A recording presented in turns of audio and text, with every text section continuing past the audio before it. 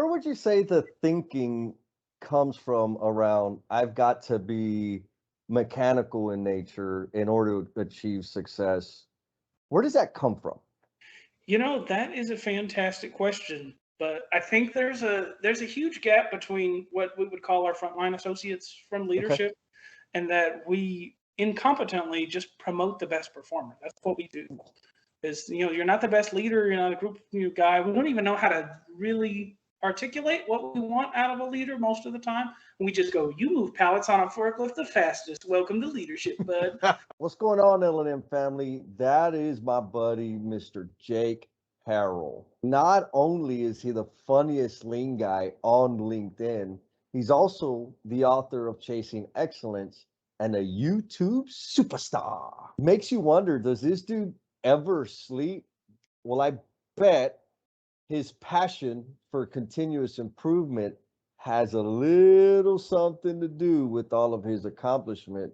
That and he just wants it more than anybody else. So we got about 55-ish minutes or so of some straight up leadership talk. There's a few jabs thrown, which ain't bad, and lots of laughs. I want to remind y'all, we have some exclusive hot and sexy fans only content. Hit us up at patreon.com/learnings and missteps to get access to that stuff. We're grateful that you joined us again. Let us know what you think. And if you're catching us on YouTube, spank that like button, baby. Come on with it. Give us some love. Here we go. We are here with Mr. Jake Harrell, the funniest lean guy you've ever met. Man, I'm glad we connected. I play around in the CI, continuous improvement space, in the construction industry. But you're in the manufacturing industry, is that correct? A lot of my career, it started in manufacturing, but all the growth of the last 5 years has been in third-party logistics. So we're a warehouse that ships and receives for other people. That's been 90% of it. Okay, so there's plenty of problems to attack, huh? Yeah, so it is just people in the third-party game. We don't own any freight. We don't own any assets. It is we're leading people to ship and receive and process correctly every time. People, are they not just the most beautiful contributors? It is my favorite part of the job. Is I've never been in a support role, as some people might think. It's like an engineer or a CI specialist. I've only been in direct leadership roles, and my favorite part is like the development and coming to terms with where people are today and helping them find their way forward. Meet them where they're at. That's powerful, man. And with your sense of humor, so you're on a string of funny memes on LinkedIn. How many days in a row are you at now? Well, that's funny that you say in a row, because I committed a year ago that I would put something out just about every day. But like assessing my LinkedIn algorithm, if I drop it down to like 3 times a week, I get like 10 times the engagement. So Really? like slowly over the past week or so, I've been playing around with, do I post 5 times a day? Do I post twice a week? And I'm taking, as a nerd, I'm taking a 2-sample t-test. So what is the right way to do this? And I found like the less I post, like I'll get 50,000 views on a text post, and I'll post a GIF every day and get less than 1,000 views on each one of them. So I'm Really? trying to find what works the best, and I'm still playing around with that. But I'd say in the past year or so, I've probably posted about 300-400 times. My goodness, that's commitment, my man. So you said the text post is getting you tons of views. And when you're posting every day, that seems to be throttling back the views. Did I get that right? Yeah, and so in order of importance, text gets the most, then GIFs, then images, then videos. And my videos will get like 100 or 200 views.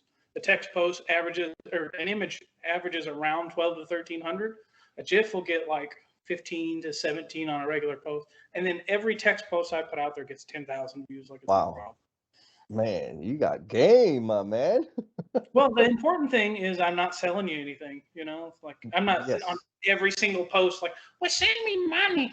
It is just, let's take the pain we've all experienced in leadership and make it funny, engaging, try to teach a lesson.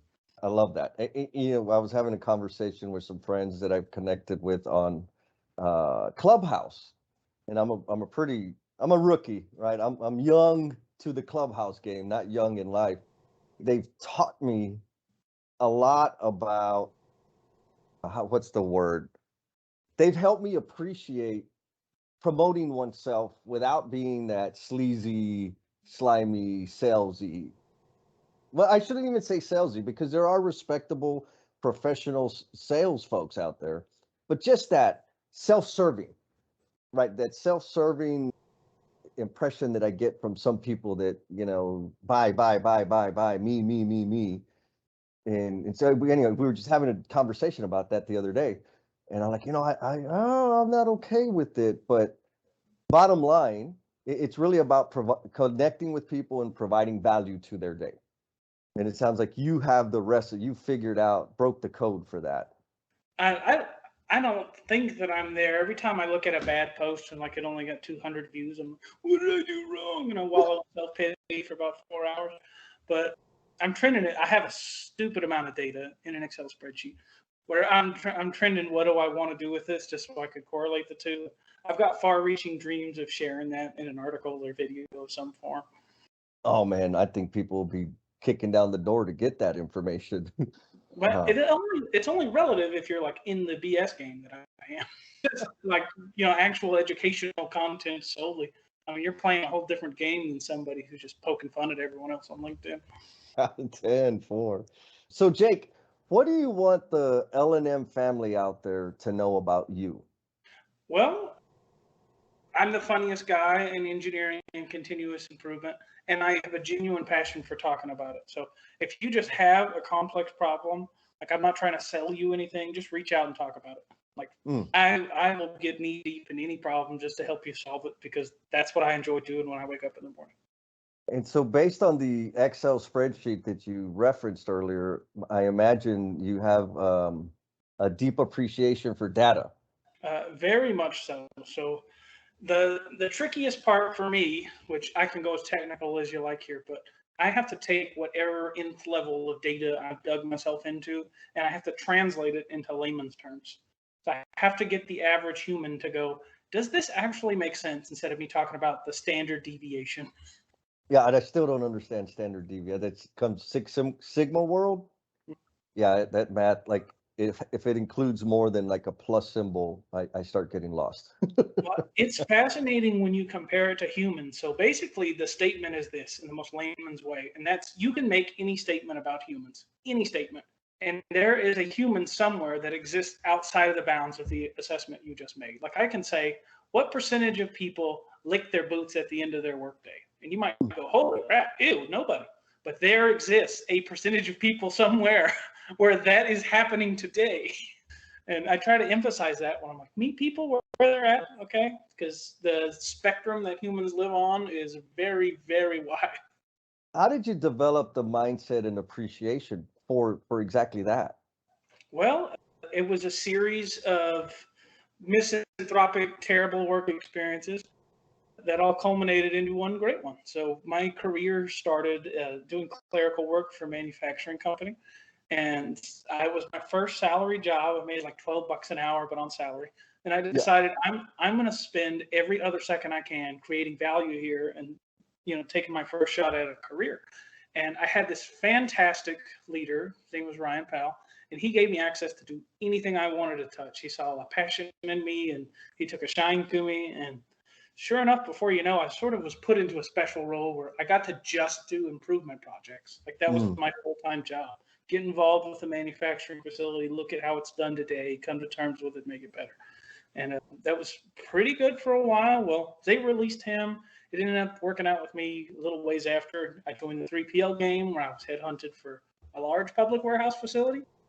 The culture was mixed, to say the best, and nobody really wanted to improve anything, but they wanted the problems fixed. And as I navigated that, I then again worked myself into a role where my full-time job was just going to be process improvement and getting involved with what people are doing and making it better. So it's twice in my life. So I thought, I'm going to work backwards and formalize all this stuff. So it wasn't actually until 2020 I went after like the Six Sigma black belt and go to school for it and formalize those skills. But I have been doing that work for the past 5 years. Okay. And so before 2020, what resources did you have access to build those capabilities? Well, in 2019, I worked for a very large third-party logistics center, and I got moved from one warehouse to a gigantic one, this 1.2 million square feet. And I met my new boss, who would go on to be my very best friend in the world, John Thacker, and Lean Six Sigma black belt, MBA, very educated, put together gentleman. And he immediately created the space as he saw how bad I wanted to win for. We're going to call you instead of operations manager. I was on an overnight shift on the weekends. Said, we're going to call you continuous improvement operations manager. You're going to come in whenever the hell you want, as long as you define a problem and want to win. And I started coming to that place 24/7, any day I could walk through the door, and engaged in it so well. And it's been since then, I've worked backwards to formalize all the skills one at a time. Okay. So, it's a dumb question, but how important is leadership in creating a space for continuous improvement? That is their only job. Like I had to stop. Everything else you are doing is in the way. Like just create the space where we're allowed to experiment, be okay if it doesn't work out, and give people formalized tools and processes to, hey, I noticed this was the failure mode. This is what I'm doing about it. And as soon as you build that, then you have the grassroots culture you want, and you have people doing your job for you. So it sounds like John Thacker, like that's just how he rolled. That's how he did things. He saw something in you and nurtured that and helped cultivate where your thinking is. Was that something he did regularly? Yeah, so our relationship started with we were just connected on LinkedIn because we worked at the same company, so didn't really know each other. And he posted out, hey, here's a copy of my book I'm working on getting published. But somebody that's in operations like to read it and give me some feedback. So I read the book, really loved that there's practical tools about how to overcome human problems and that I felt didn't exist anywhere else in the world. I gave him a whole bunch of feedback. He said, feedback so good, could I come over and hold a training class with his team? So I came over and he said, you're going to come work for me. And that's like where the career took off ever since. In fact, after writing his book, I was so inspired. I wrote this book, Chasing Excellence. Nice. Nice and good. Yeah. Hired by good old John Thacker. His name is in the very front of the very first page for that exact reason. And that is because, you're not going to be able to read that, but that is because he just decided, he said, I want everything I touch to turn to gold, and that includes you. And that's resonated with me the rest of my life. Oh man, that's a beautiful story. On one hand, applause, recognize, shout out, John Thacker.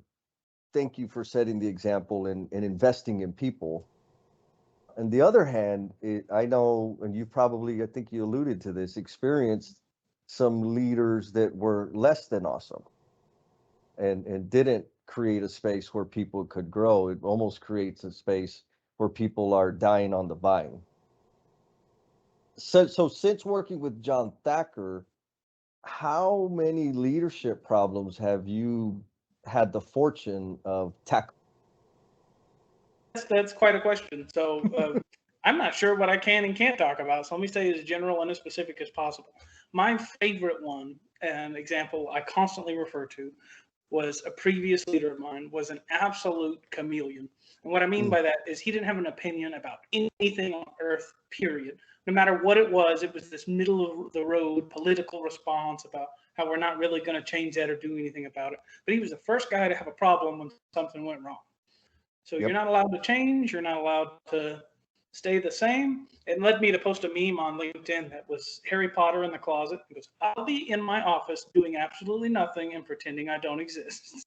Until he was pissed off about something, I gather. This happened. It's so embarrassing. I'm like, well, guys wanted to address it first, but every time they try something, they get their head cut off. Why would anybody stick their neck out? The thing is, in continuous improvement, that I think a lot of leaders that aren't versed in it, there's a lot of failure, right? Because it's a bunch of experiments until something works and proves the hypothesis. Like you keep trying, testing, sampling, and then, okay, boom, this is the thing. And let's systematize that, standardize the thing.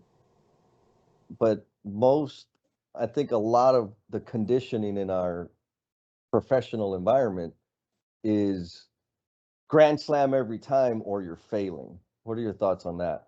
Yeah, absolutely. So another coworker of mine lovingly referred to this as a cult of success. And it's Mm, where the group as a whole is not allowed to have anything outside of 100% perfection all the time. And that failure isn't to be talked about. It's embarrassing when it happens. It only happens to weaker, inferior people. And we've built this cult of success. We dance around the flame and everything's perfect all the time. And that's largely been my working experience, just about everywhere else. The first time something's not perfect, there's a head rolling. Well, this person is like, it's ethically correlated.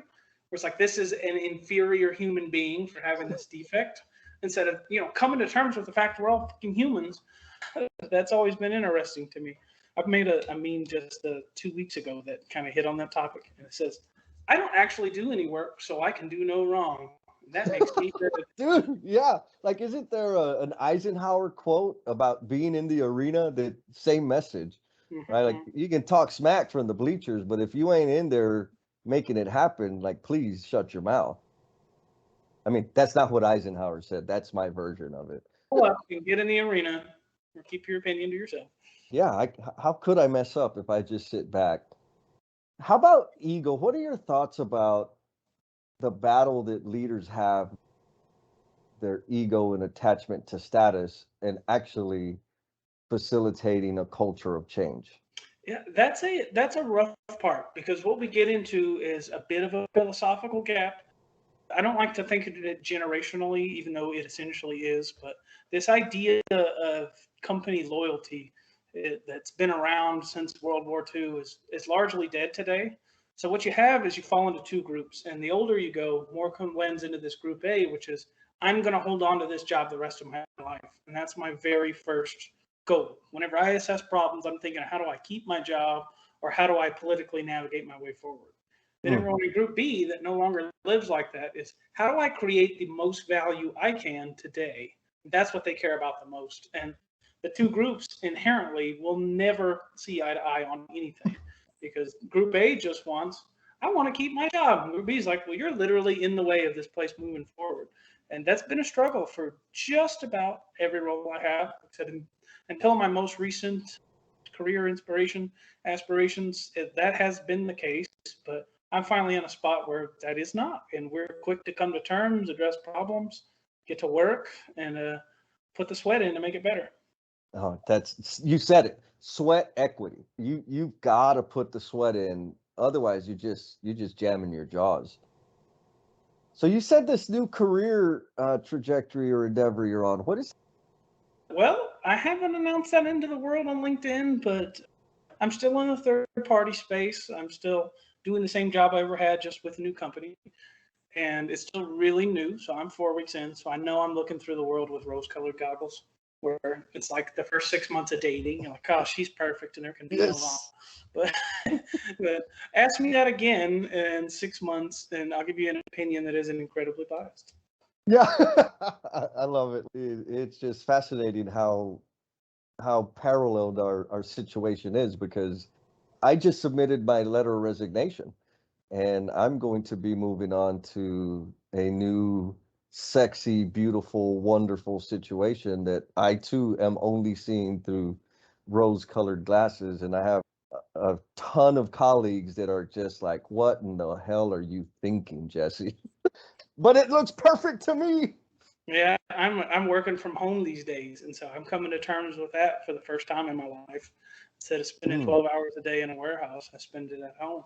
I'm like, I don't know what I'm going to think of that, but I am 4 weeks in, and I think it would take a shovel and a gun to get me to go back. I used to freak out about not being at the job site or not being at the office before everybody. I mean, there's a few people in my career, Sean Moran, Rick Mendoza, Justin Beard, that, like, we had to stop competing to get to the office first, because we would just end up spending the damn night, right? So it was like, okay, let's meet early in the morning, no later than 6 a.m.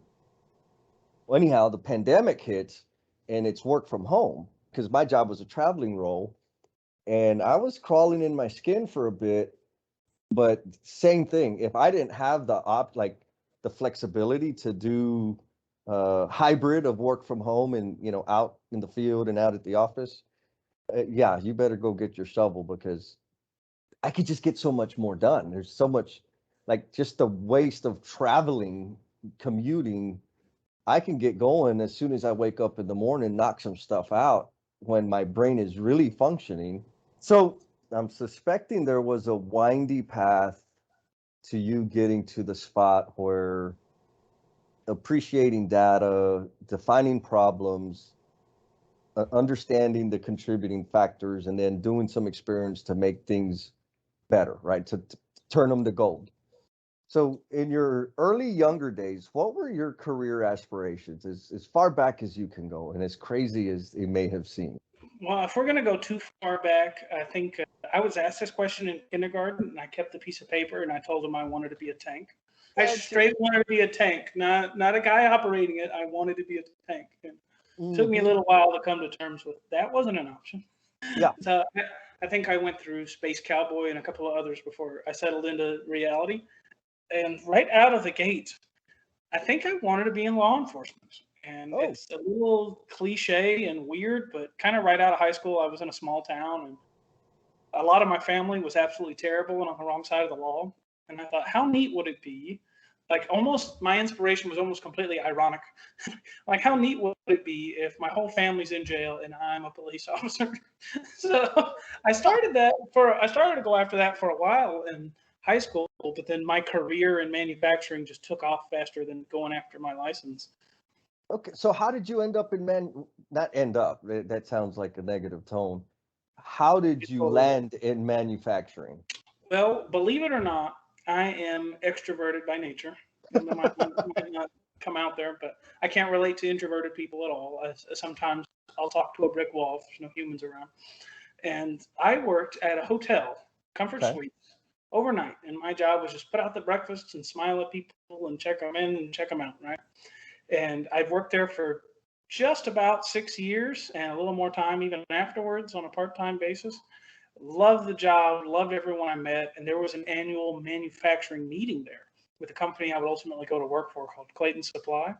And I would set out like their meeting space and set up their projector and whatever other stuff they had to do and chat. And I got to know everybody because the same folks come in and out.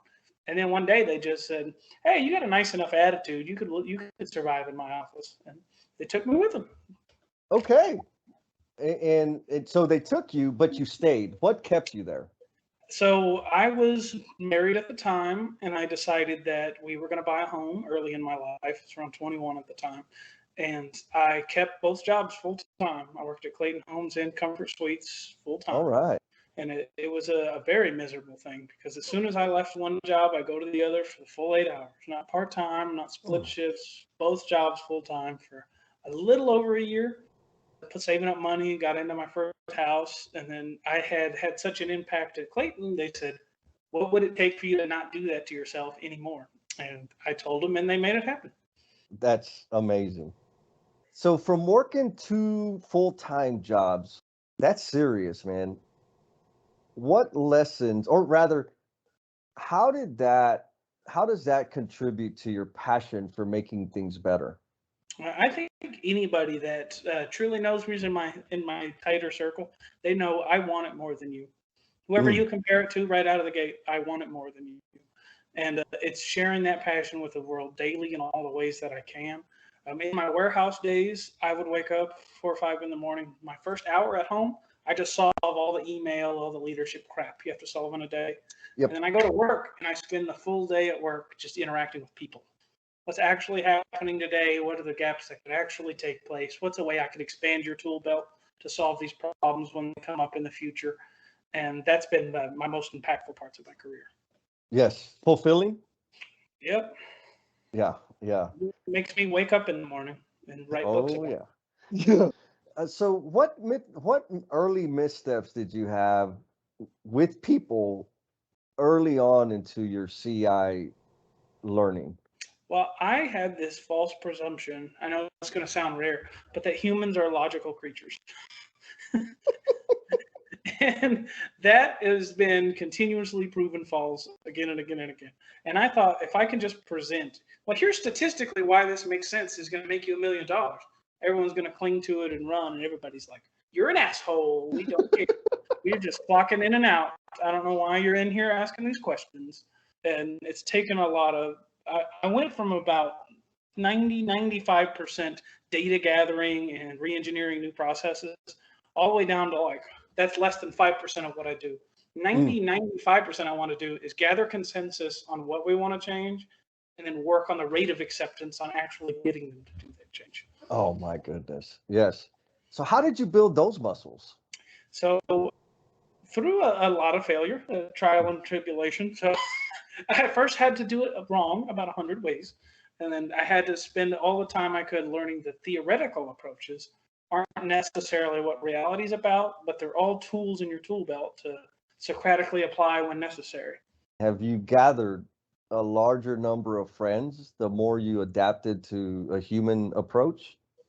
Well, that's a rough question for me because, like, outside of work, it's weird because a lot of times life just your life self and your work self are two different people entirely. But almost all of my human life outside of work, being a robot, I was really personable. I had a lot of friends, connect with just about everybody from a very diverse group all the time. Like that was never a struggle for me. And then at work, it was like I was this whole other person. That's a Mm. robot focused on how do I make the most money? How do I maximize the value for the company? What are the IQ 420 plays I can think through tomorrow so I can be psychically better than everyone else? And as I slowly scaled that back, I found just being more of myself naturally. Just about everybody is a fan after that. Just about everybody.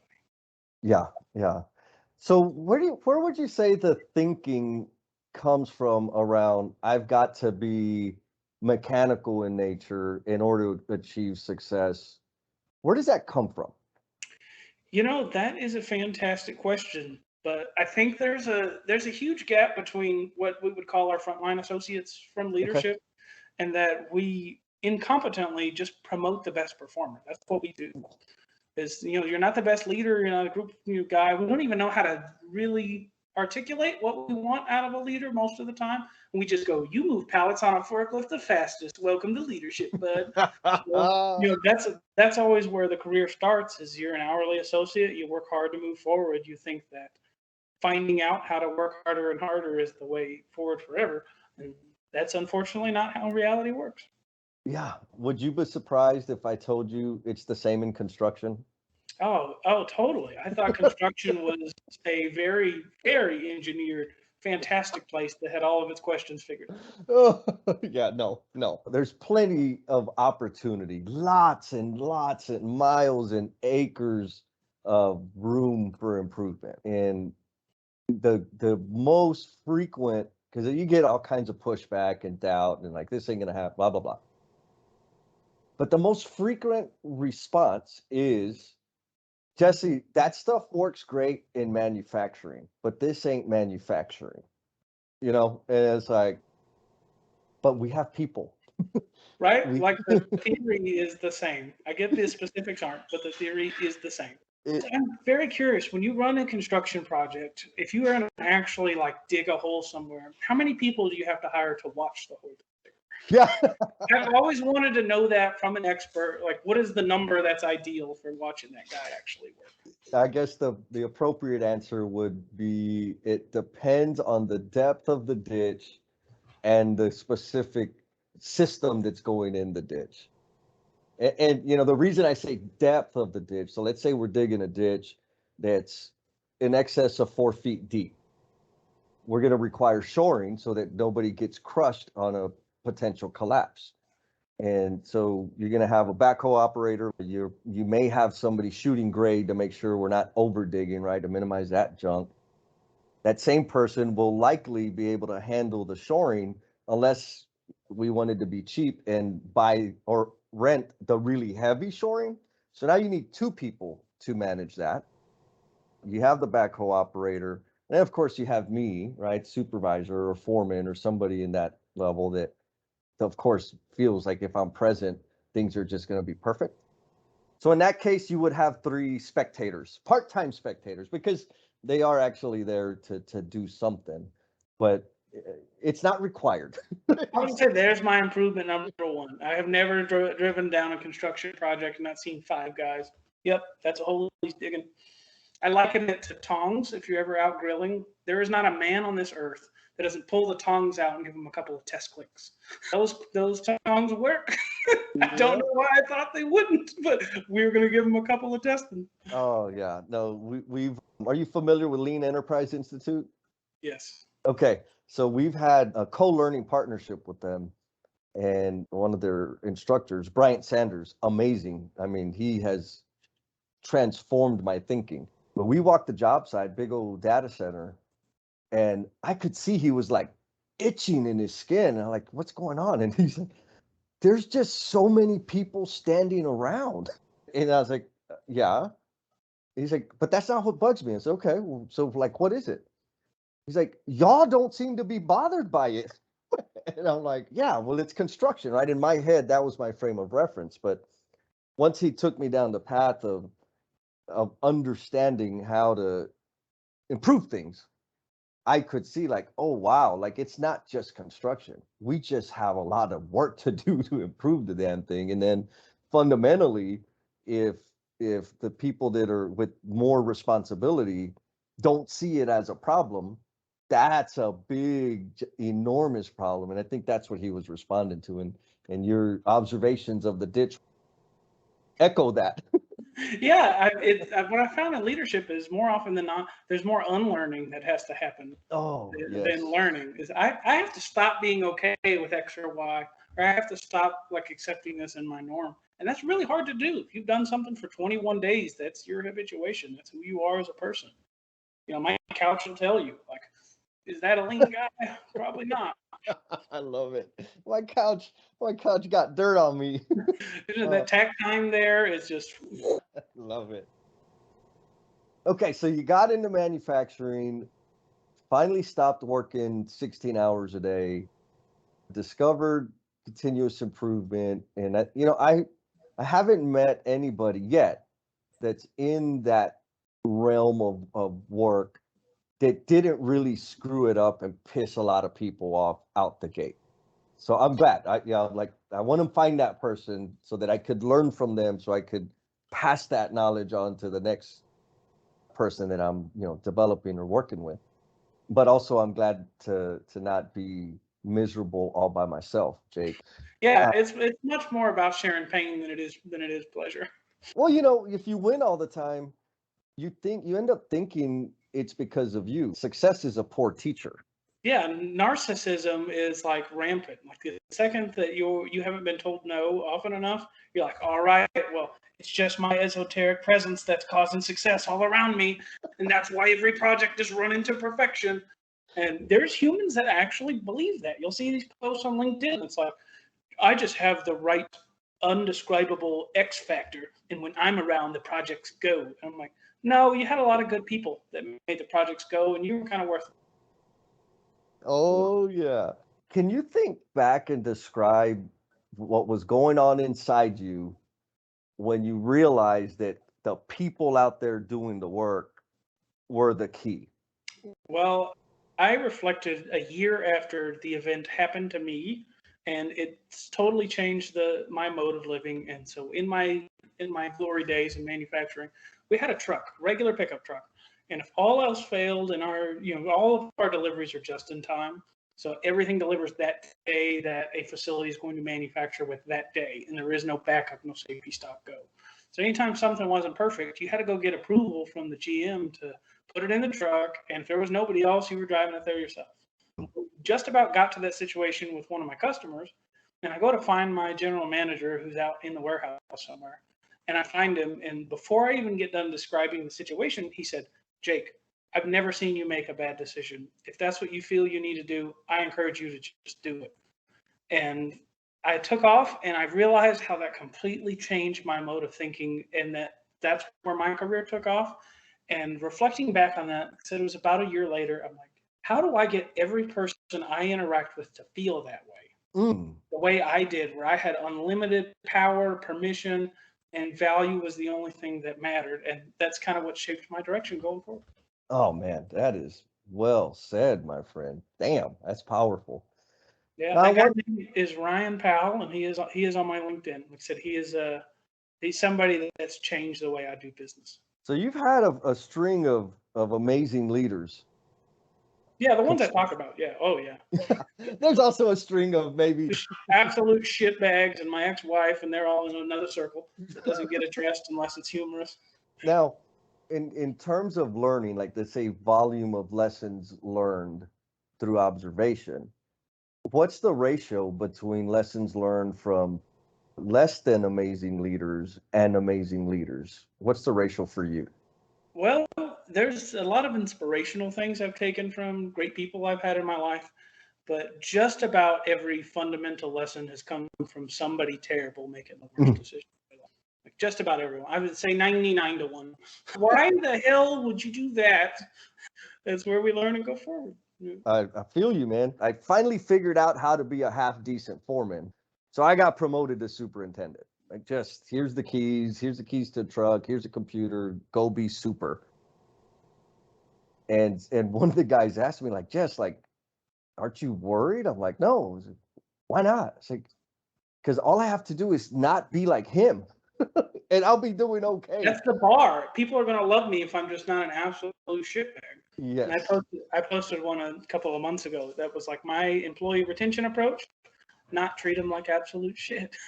Like, what a fantastic approach. I don't know where that came from. I don't need a pizza to do that. But it's displaying appreciation for them as human beings, listening to them, giving them space. Like, anybody that does that for me, they're on my top 10 list. Like, if they don't really even have to listen to me.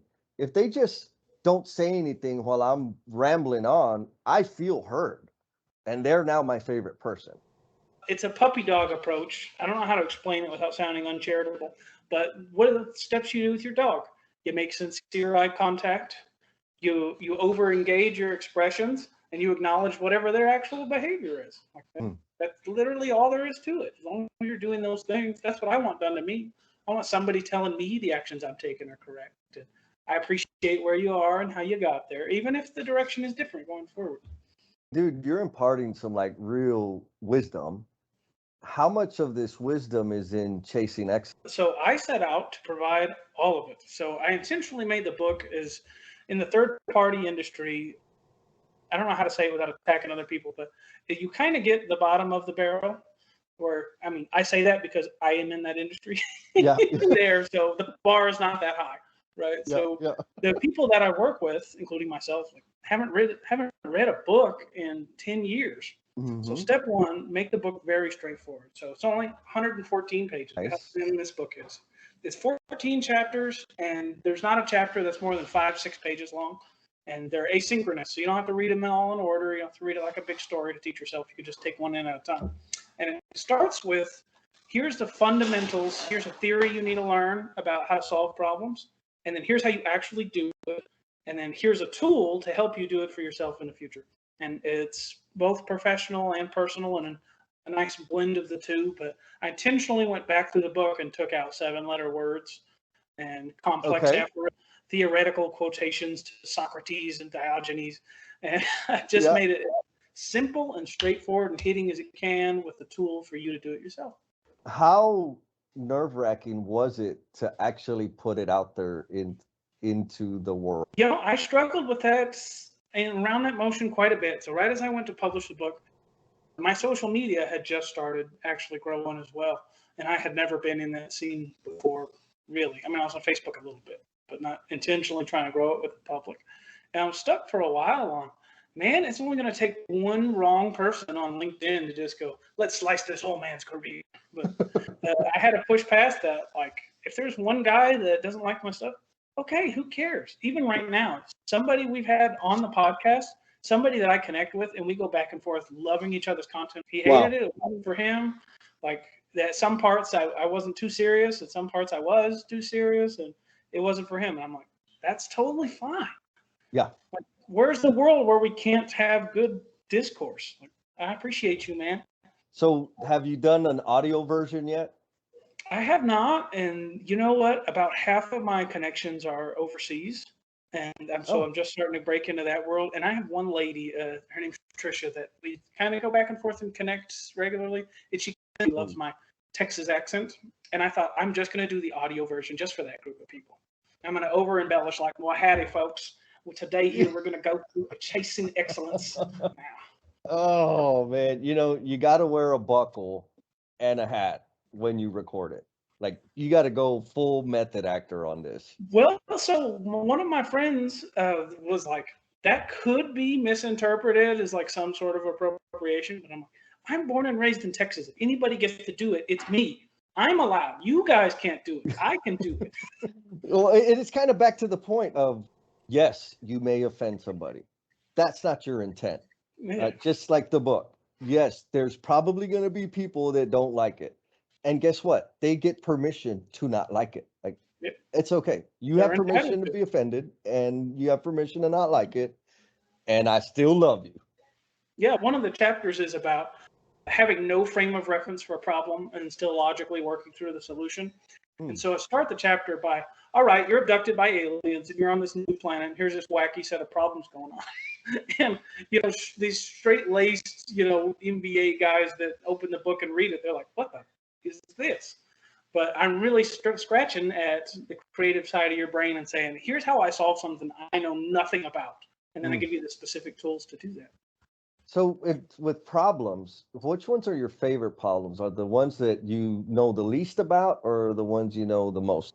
You know what? That's a really biased question, and if I were going to answer that, I would say it's the ones I start off thinking I know the most about. Those are always the best ones because I start there and I have a mastery of this subject and I've done it for 10 years and I know exactly what I'm talking about, and I go and look at it and go, well, shit, that's totally new. I was wrong. Damn it. Yeah, well, I remember one time, so one of my maintenance ops took a picture of a dock plate out in the warehouse. And they're like, well, look at this big dent on it. Somebody had to have hit it with this clamp while they were going in and out of the trailer. And I'm just thinking to myself, the dock ramp was angled down. The clamp picks up. Even if the clamp was on the ground, there's no logical way that would ever happen. So I messaged back really quick. Like, I've been doing this for 10 years. I see the picture. The dent had to come from XYZ instead of ABC. And I walked out there and I was so far off, so far diverged from whatever could have actually happened to what really did. That's when you really grow. If you have the fortitude and the integrity to go, yeah, man, I was wrong. I stand corrected. Mm-hmm. Well, in the critical thing there, which is probably simple in your mind, but for a lot of people that I've dealt with, actually going out and seeing what the hell's really happening, like, that's how you discovered it. And too many people, leaders, I'll say, too many leaders attempt to or believe they're solving problems from behind the desk. Have you experienced any of that? Oh yeah. So I posted a GIF meme where I'm rubbing a genie lamp, and it says, "You want 3 wishes. What would you like your first one to be?" And I wish all decisions were made where the work is. My first wish is you were not allowed to make a decision unless you were standing on top of it looking at it, because otherwise it's a biased one. And I like to not to overcomplicate my math, but if you imagine the industry standard as a very flat line on an XY plane. So that's the industry standard. It's ever growing, ever in the same direction. It's constantly getting better. And every time we're not challenging that, we're diverging from that line. And so what you get is these guys who, I've been an executive for 20 years, and what I thought was the industry best isn't even recognizable to what's actually happening now. So I sit in a chair, and anything I say doesn't even sound coherent anymore. And I'm trying to make decisions for people that can't even relate to what the problems are. So yeah, I mean, that's the primary factor. Did you actually go out and see what was wrong? Did you actually take feedback from the people who committed the defect?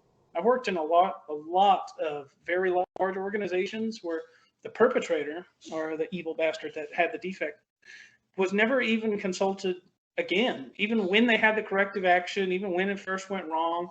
I'm like, how did you expect to change anything when our whole business is human behavior? I got 0 feedback from anybody the entirety of the time I worked there. Oh, by the way, we're firing that guy. Well, did you even talk to him about what he did wrong?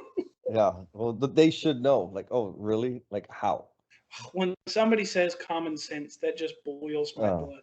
I'm like, do you think we should just not have school at all? Everybody has innate common sense. Like, Mm-hmm. everyone has the psychic ability to know exactly what's right and what's wrong from my personal frame of reference at all times. No, the hell they don't. I hear words like the phrases like that. It's common sense. Like, clearly, it's not. Every time you're saying that, it's an indicator that it is not, or they should have known. Like, oh my God, okay, so now you didn't secure a commitment, and or you didn't communicate the expectation. That's why you're saying should, because you were operating on an assumption. Mhm. And then the response is, well, it's common sense. Okay, you answered your own question, but you don't understand. You still don't understand. Yeah, and then some people take it too far where now on the other end of the spectrum, we've had training and the guy knows specifically what to do on a standardized document, and we're going to re-update that document every single day, and we're going to force people to sign it and go on with their lives twice a week on Saturdays. This is also the same set of waste. Like, this is at some point superfluous quality. And I don't think we talk about that end of it enough, where we never address human behavior and we go, oh, I need to retrain this 500 times without ever. I mean, it's pretty easy. All humans, and there's a part about it in this bad boy, need two things. And they need an incentive for doing the right thing and a disincentive for not doing the right thing. That's just human nature. I'm a monkey. I'll be the first to admit it. If the missus is going to come home and cook dinner, well, guess what? If I beat her home, I'm going to clean up around the place. Or I'm going to text her sweet little nothings because you know what? She's going to make dinner tonight. Have both. That's how humans are built. And if you just, well, I'm just going to give a vague hint at what you should do, and every time you're wrong, I'm going to attack you for it, then you don't ever make a relationship that actually works. It's undefined because we don't know what value you're seeking. And if I don't know what value you're seeking, I cannot provide it to you. And bitching at me does not help me understand the value you're seeking. I hope she doesn't watch this. In this review, that was not about you. What he said, when he said bitching, that was not me. Absolutely not. I would not referencing her at all. Rebecca, you're awesome. While we're in the danger zone, think back, and you can go as raw and painful. Actually, I prefer that you go as raw and painful as possible. What was the biggest misstep you've made that has provided you with the greatest learning? So my learnings are years separated from my missteps. So I grew up in a very, very poor household. Oh man, it was about to get good, and I'm pulling the carpet out from under you. If you want to get to know Mr. Jake Harrell just a little bit better and maybe leverage some of the painful learnings that he had so you don't have to repeat them, hit us up on patreon.com/learnings and missteps. You will get this exclusive content along with other good stuff. And like my good friends Reed and Hunter say, it's all about the fans only, baby. Back to the show. I get the feel, the energy you put off says that you've embraced that which is Jake Harrell. And I imagine that wasn't easy. Well, I don't imagine. I still struggle with embracing that because it's a thing. We're human beings and we got our own issues. And Did you take one look at me and said it must have been hard for you to embrace yourself? Lean is not sexy, folks. I like to think everything in life is a Rorschach test. Are you familiar with the Rorschach test? yes, I think everything in life is that. It is just a reflection of like your own intentions you put out in the world. Like I had a boss where I worked in my previous life. In the break room, there were 4 TVs, but he would come out at everyone's break and turn on the TV and take the remote back with him into his office.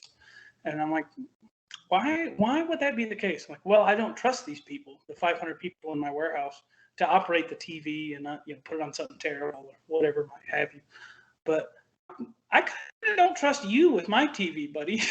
If you came over to my house, I would not leave you alone with my remote. That says a lot more about you. And I kind of apply that to these people that are overly focused in the political realm we're in today. Sure. they'll have a very hard opinion about something that's very, I'm like this, or you're evil, or part of the satanic elite, or whatever it is. And I'm like, that's kind of a you thing there, buddy. That's the society is not talking about this. That is a you thing. They're projecting, right? They're projecting Yeah. their beliefs and their thoughts outward. And I wish we could press a button to help people see that. But that button hasn't been created yet. And they get to do that. They're human beings. You mentioned a podcast. You're 6 episodes in. Is that correct? So they just posted 7. I wasn't a part as I was traveling, as we previously discussed. They just posted episode 7. My buddy called it episode 8 when he uploaded it. And so now we're all laughing on LinkedIn. It's episode 7 3/4. I love it. Having a good time with it. But yeah, that's where we are today. What is the name of this podcast? I need to check it out. A Quality Podcast. A Quality? A Quality Podcast. Okay. It's a podcast about quality. And it's available on YouTube? Yeah, if you hop on to my LinkedIn profile and look at articles, the last like 2 or 3 articles I wrote, we had a guest on, then I made a funny article where I either poke at somebody's life or their background, and you'll make it humorous in some way, and then I point you where you can go watch the episode. All right, we'll make sure we get people out there to know about it, because I think, I know that your perspective and energy can help win people over and better contribute to the efforts that you're dispelling your energy on. Because really, at the end of the day, it's about making things better for people. I mean, for me, it is anyways. How do I make it better for people? How do I help people have the experience you described of, wow, I can make a difference and people trust me. And because of that, I now have agency over what it is I'm doing going forward.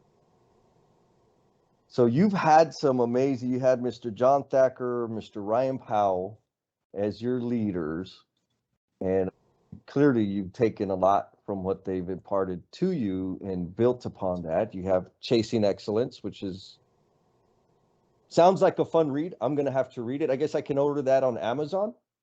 You can. Okay. There's links on my LinkedIn page as well.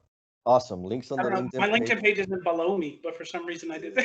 There's like fancy, and I don't know, there's fancy software. A buddy of mine, Felipe Engineer Manriquez, he's into live streaming, and I say he's into it. I'm into it too because I live stream with them, but I'm not the operator, so I don't know how the hell he does all that stuff. But he can put things on the bottom and on the top and all kinds of fancy stuff, which is way beyond my capabilities. So, but having spent time with amazing leaders like that, and clearly you also are an amazing leader, how do you intend to affect the world going forward? That's the question. I think that answer for me has changed just about every year over the past 3 years. Okay. So it had initially started with, how do I think my initial goal was just be the general manager of any warehouse anywhere, because then I'm in control of everyone in that entire town that comes in and out, and I can touch and add positive value to every person that comes through. Well, after last year, I was like, well, why don't I expand that circle a little bit and just go after the world? And that's what I've been slowly building on LinkedIn. Was I'm trying to create that button you were talking about earlier, where you can read it, laugh, and when you laugh, you don't immediately dismiss the idea. You laugh at it first and consider whatever the idea is. So I'm trying to point at, can we smile? Can we not make it work such a terrible black and white cutthroat place? Can we still have a passion for it? Can we rely on tools and systems to get the outcomes we want instead of yelling at each other and tearing each other down? And so as I land here today, John's comments, so we went out camping, and if you look at my YouTube page, it's both of us holding machetes in the middle of the forest. And he said something over the fire that night, and he said, I don't care if I don't have anything else more than what I have today, but I just want to touch and turn everything into gold and get everybody to this level and beyond with where they are in life. And I haven't found a better reason to keep going than that there. Yeah.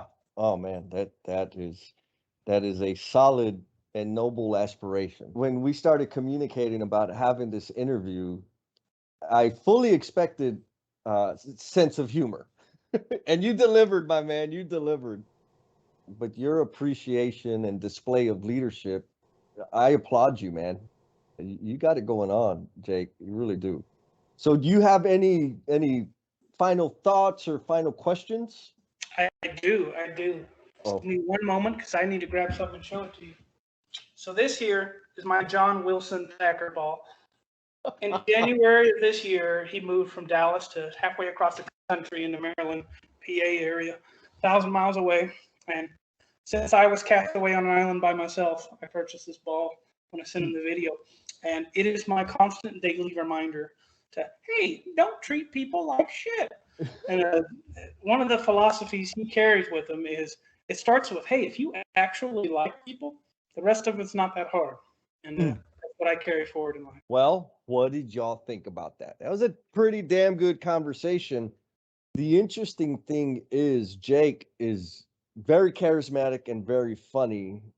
And that coupled with his deep appreciation for people and understanding of leadership is a rare combination. Check the episode notes for links to all of his stuff, to his YouTube channel, to his LinkedIn profile. Blow him up. Leave us some thoughts about what you think. And for my construction folks that caught this episode, you may be thinking, or you may even have said, that's all manufacturing. That's all third party logistics. What does that have to do with construction? Well, I'm here to tell you, man, he's talking about people and leadership. And if you ain't got that out on your job site, you got bigger problems than to worry about the relationship between manufacturing and construction. And of course, we want to recognize members of the L&M family that have not only been listeners and supporters, but went out of their way to give us some feedback. This is a shout out to my carnal, Chris Castro. Chris and I and a whole bunch of other cats, we've been friends all the way back to the Tafoya days. Shout out to them Tafoya Toros. Chris Castro left us a note saying, I like the real talk that you and Renee bring out, your personal experiences and familiarity with the guests you bring on. It's like a 45-minute plática. Seems to end very quickly for me. Chris, I'm glad, man, because if you remember, I've always been a pretty damn good talker. Chris, thanks for supporting us. And also want to give a shout out to all you folks that are hitting us up on the Google Podcasts app. We've had a sudden rise in listeners, and that is not a complaint. We are grateful. Thank you all. Be cool, and we'll talk at you next time. Man, you are one dedicated listener, sticking with us all the way through to the very, very end. Please know that this podcast dies without you, and we invite you to share how the episode's impacting you, along with your thoughts, questions, and suggestions. You have been gracious with your time, so we added social media links in the show notes to make it super easy for you to connect with us. Be kind to yourself, stay cool, and we'll talk at you next time.